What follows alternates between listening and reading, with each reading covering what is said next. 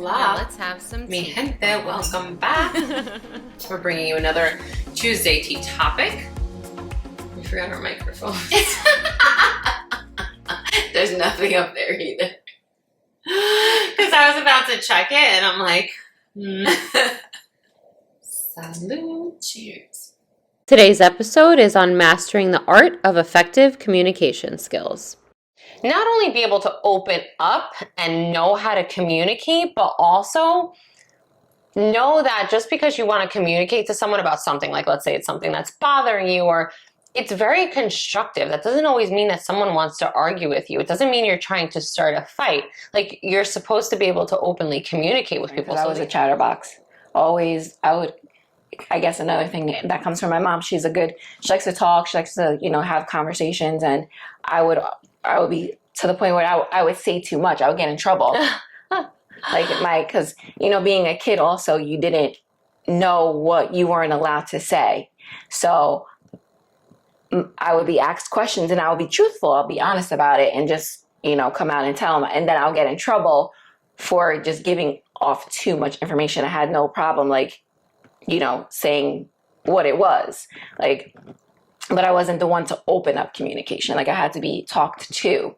I wasn't, not until later on, I was kind of shy. I would be I kept, even though I had cousins and stuff like that, I liked playing with them, and I kind of kept to myself, unless I was in an environment where I could flourish. When I was in school and I could help other people, I knew that was something I knew how to talk about. So I would talk about it. I had no problem talking about stuff that but something that a new person or something, I just kind of kept to myself. And I think I'm kind of like that now.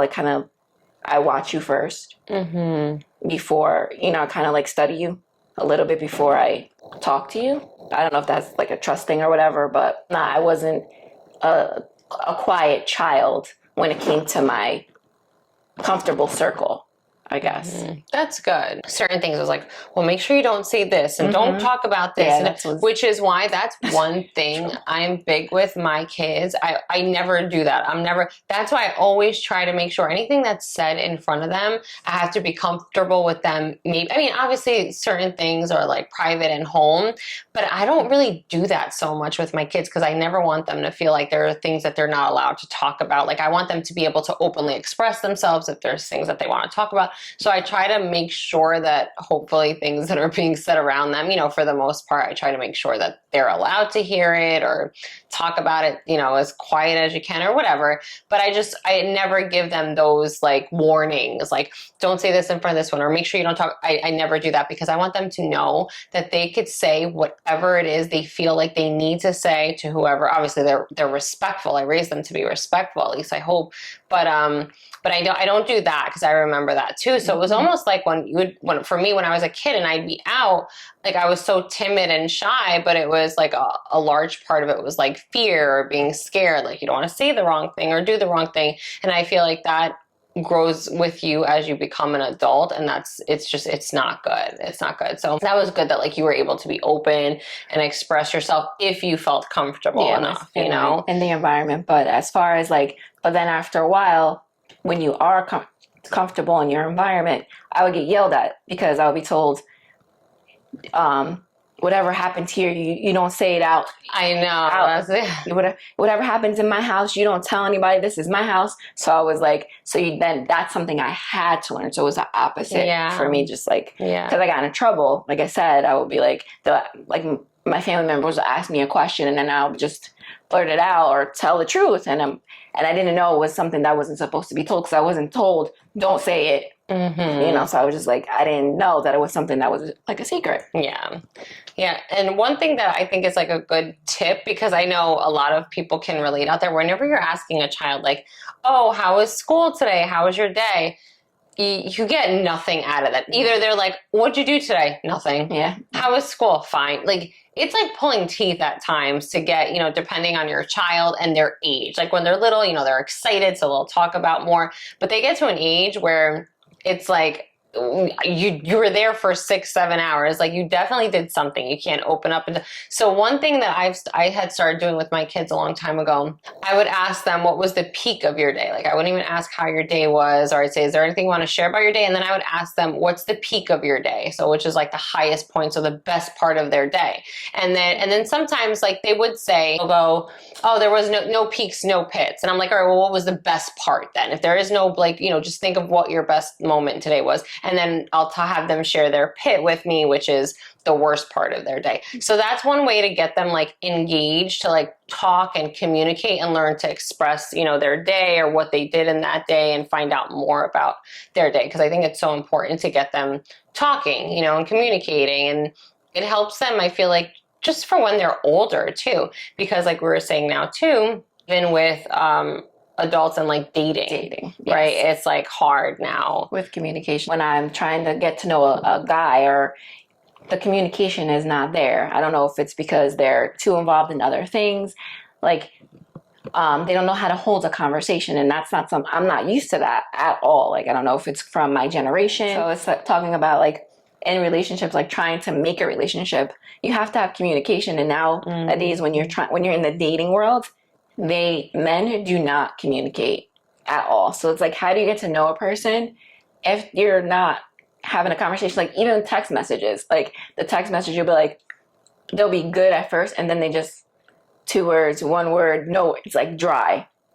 It's like, no, you need to keep going back and forth, and then you feel like sometimes, like, you're the one asking the question. Yeah, so I'm like, it's just something that's a miss right now when it comes to dating. Like, the relationship's not going to go anywhere. Well, for me anyway, if there's no communication. Yeah, no, I wouldn't. I would stop, like, immediately. If I see something like that, or if they reach out, respond. But if I keep seeing, like, it's just very short and not opening up, like, I won't even waste time. Like, just keep it moving. Exactly. But do you think that is because of social media and everything now? It's just there. Like, right, I feel like it's, like, so robotic that everything is, like, in front of us, that now people lack the communication skills, which is scary. By us saying that, we give them the excuse. For some women or men, they don't mind the lack of communication. I don't know, but I do think it definitely has to do with social media, because everything's out there available for them to already, I guess, see. I don't know what the issue is, but they seriously need to work on it. Because that's, like, even with, like, texting, and I know it's just text, so it's not even that serious, but, like, the right, and it's like UNO, like, just to shorten things and stuff like that pisses me off. Yeah, like we said, it's quick gratification. Anything to do it faster and not to have to put any effort in it, don't have to work hard, don't have to work for it. So minimal. It's just no, and that's another thing, no effort. How can you ask for nothing and get less? That's another thing that aggravates. She sent me this thing the other day. Oh my goodness, I was cracking up. It was a meme of what do you cook for a guy who does nothing for you? Like, does not plan dates, does not buy you anything special, does not, like, a bunch of, like, things, And then it was like cooking ice cubes. And then she was, what did you say? Something about not even cutting the ice. The girl was like cutting the ice cubes, putting it in the pan. I was like, I don't even cut my damn ice cubes. It's straight water. Waste my damn ice cubes. Like, how do you know what the person likes, what the person wants, how the person is, like, without so much to talk about. Like, one, just getting to know the person, right? There's a billion questions you can ask about someone that you're just getting to know. 2, their perspective on so many things in life, how they think, what they like, what they want to experience. Like, there are endless conversations to be had. So if you find people that it's like pulling teeth to get them to have a conversation. And I think we're like that. I'd say next, like, we're into communicating. So for us, it's easy. We know we have so many questions and, so many thoughts. I don't know if it happens on the women's side too, but as far as I know, like, the men are just like, I'm sure for them too, it's probably hard. I think it might, who knows, it might even be harder because, and I could be wrong, I don't know, but I feel like for women nowadays, like, there's so much superficialness going on, so much just fakeness. It's all about how you look and what you're presenting rather than what you're actually carrying within you, which is being able to like have a good conversation or, Spark a conversation. brains or, just outlooks on life. Like some people just think, okay, just bring like good looks to the table as a woman is enough, like a quote unquote trophy wife. And that is far from enough, especially when you really do find a man who is intellectual, who is successful, and who's got everything going for him. That is not going to impress him, I mean, it might for a while, he might be able to like wine and but it's not going to like captivate and keep his attention. He'll just be on to the next one. And for a man And like that, there's many that are going to be interested in him. It's like for women, same thing. Like a lot of these guys think that it's only looks, showing their abs, and maybe in like our 20s we're like, ooh, abs, and like forget everything else. But it's like, oh my gosh, that's like so low on my list. Very much. And I think that's why with the whole like talking about communication and stuff, I think that comes with age as well. When you're in your 20s, you're into just having fun. You're just into having just a good time. You're not really into getting to know the person because you don't see longevity. But at our age, we're looking for the next step in life. And not all 20-year-olds, because there are some very mature, like really good. It's funny when I talk to some 20-year-olds that I know, or people in their 20s that have like successful businesses that they run, or like you talk to them, like sometimes I'll say like I forget I'm talking to someone who's like 24 because they have such a good head on their shoulders and they're so much wiser than their years, or at least I think probably because I relate it back to myself at that age. So I really give those people like so much credit, because there are many 20-year-olds that do fall into the category where like they're ahead of their years, or they're not at that immature level that we're talking about. So, and that's what I see also nowadays too, because I guess like she said, when we were in our 20s, it was about fun. But nowadays the 20-something-year-olds, it's two-sided. Either they're mature and they're trying to build a life, they want to get married, they want businesses, they're just go-getters, or you just have the ones that just don't care about anything. That was I was on like the don't care spectrum, and I regret that so much. But it was like things were good. We didn't have to like stress over anything or worry. And I feel like during our time of being like 20s, I think there was a lot more of us that were like at the don't care and just have fun, because there was a lot more things to do. Like a lot of these kids now don't do the lounges and the clubs and stuff like that. And there was a lot more, like it was a club era. So a lot of us were into the clubs. It's more like restaurants showing their food and stuff like that. That's where we're at. I was gonna say, or maybe you're right. Maybe we're just at that age where maybe it's like that's just our algorithms on our pages, because that's what we're into. I'm like very much like social butterfly. Get me out, bring me around people. Although I notice as I'm getting older, I am becoming more like, I don't want to say like I hate people, but I'm starting to like people less and less. Like unless I really know you, I'm not as. You're more comfortable being home or just being around people that you know. Yeah. And my mom, no, she liked to go out. She loved to go out. She talks about the 70s all the time. She swears that was the best era. Oh my gosh, I wish I could ask my mom about, because my mom did, back then. She was like, it's the best era. She talks about like partying in the clubs and just raves all the time about the 70s. So when it was time for me to go out and have fun, she encouraged it. She was like, go out, have fun. It only comes around once. Enjoy it. Like, she really would want me to do that. And so I have a younger sister, and she's the total opposite of me. Total opposite. And she gets upset with her, like, go out. You need to go out. You need to go have fun. Because she's still in her 30s. So she's like, go out. And she don't want to. My mom's like, go. Also, whenever she goes out, my mom's so happy. Like, yeah, she's going out. Yeah, I think that just is who they are, though, which is good. Like, I look at, like my oldest son and her daughter, too. Like, he'll go to, like, breweries sometimes or, like, the aquarium. Like, he likes experiences. That's what it is. I think our kids, and they're in their mid-20s, our own children, they're more about experiences, which I admire and I love. And I think the whole thing with communication, we were out. And we were in clubs talking in person, and we were talking with people in person, and you could of course, we had like text messaging. AIM had just come out around our clubbing time. And we like had the text messages instant and stuff like messenger. that, but it wasn't like as sophisticated as it is now. You had to work for It that. was very text message. basic. Yeah, it was like call me, like stuff like that. You had to weren't- press that one letter a whole bunch of times, you know. So it was easier just to call the person and be like, let's just meet here. Like it was more outings with people that you were interested in, and you would have a conversation with them and you would get to know them, and you would bump into that, especially if your spot was their spot. And actually talking And on you the would phone. constantly see them out. You would constantly talk to them. And it was just a different time. Whereas now everything is on the phone. But I have people that just straight go, you have my phone number. Oh yeah, no, that I don't like that. And you go straight to DMing me. Why?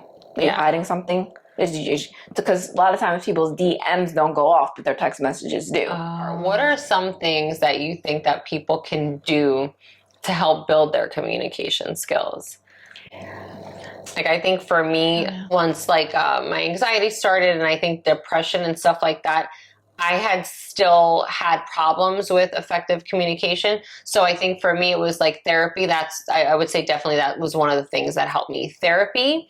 And then I think building your confidence, because I feel like once you're confident in yourself, you feel more confident being able to like say what you feel. And not only that, even like speaking up for you, like for yourself. Like I was very much a yes person. I just wanted to please everyone. I never wanted to let anyone down. So no matter what they would ask me, even if it went against like, even if it like made it harder for me, I was like, I'm just going to say yes, because I was so much of like a yes person, like please people, like a people pleaser. And that's what happens too to children that grow up that way. And I think once you start realizing that, you're like, no, screw that. You start setting your boundaries and you're like, look, this is something that like, either if they're really like a friend or someone that loves me or cares about me, they're going to respect the fact that like, no, I feel this way and I don't want to. And those are boundaries you have to set for yourself. So I noticed like once you start feeling comfortable doing that, you're like, okay, you know, my voice, it does matter. It matters to me. It should matter to yourself. And I think once you feel that confidence, you're able to communicate much better. I think it's also letting the person know that they can talk to you. Like letting them know that you're there. Don't be embarrassed. Anything you need to say to me, I'm not gonna get offended by it. You know, I understand where you're coming from. You know, you just want to make sure that they understand that you're not going to get upset with them, and you can open up and have, you know, a healthy conversation. And when going back to what she says about being a yes person, like she'll say to me, she'll be like, no, she'll be like, tell that person like she sees it in me, because I'm just like very like just a chill, like calm person. She'll be like, and she'll tell me, especially in the dating world, she'll be like, no, you're not doing that. You don't let him do that to you. Don't let him talk to you like that. She's like she said, she'll be like, I'll be done with him. Like, no. Yeah. Because I've been there. I've done that. You know, I did that so much. And it's like, you do that, you're just going to always find people that are just going to walk all over you.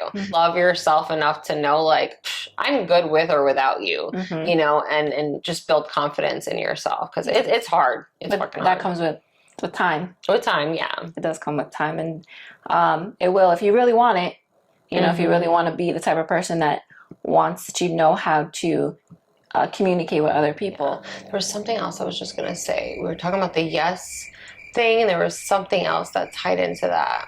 Shit, damn it. It was good too. That's another thing that comes with age too. I know. Yeah, maybe. Like, should I be worried? I need to start doing like the crossword puzzles for like early onset. I think it's just when you just have so much on your plate and so much, you know, on your mind, that it's easy to that's forget. The one thing as I've gotten older, and I don't know if that comes with age or what, but like your mind gets so much more jumbled with stuff and things to remember, and you're just like, oh, it just never shuts off. That's what I feel like. I feel like my brain never shuts off. I don't know. But yeah, I guess whatever it was, I could always save it for our next episode, because I don't remember what I wanted, but it was something. It'll come to her as soon as I know. As soon as I hit stop, it's going to come to me. But like we were saying, with communication, I feel communication is key with a lot of things. Not even in your relationships with a spouse, but your kids, your family, your friends. Communicate. You need communication, and you can't be afraid or shy about speaking up, talking out, because it's only going to help the other person. Yeah. I know there was one thing the other day I saw that was like, oh, well, you know, so certain things you can't like tell your friends or whatever. And I was like, the friends that I have, I want to make sure like that's who else do you turn to? Like there's certain things I'm not going to go to my grandma for advice, you know, like you want your friends. So I'm like, you make sure you have the right people in your corner that you feel comfortable being able to openly communicate with them. So that's like very, very important. Exactly. But don't forget to subscribe, please. We're getting closer and closer to that 1,000 mark, so we're really excited. Like, even sharing. If you guys could share, that would be awesome. But we appreciate all of you. And until next time. Bye, everybody. Love, light, peace, V, and C.